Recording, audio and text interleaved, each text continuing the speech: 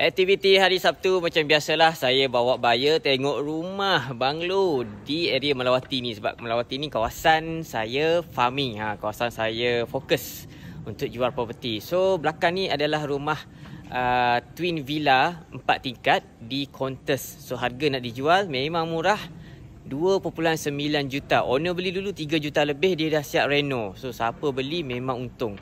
Plus rumah belakang ni bilik dia banyak, ada 8 bilik freehold lagi. Then kalau foreigner you can buy this property because it is rata title freehold and the property price is more than 2 million.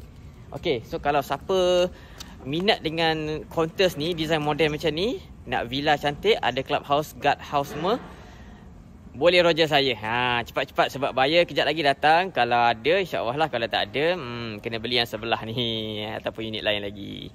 Sebelah ni pun ada nak jual juga. Sebelah ni mahal lagi. Sebelah ni 3.2 juta.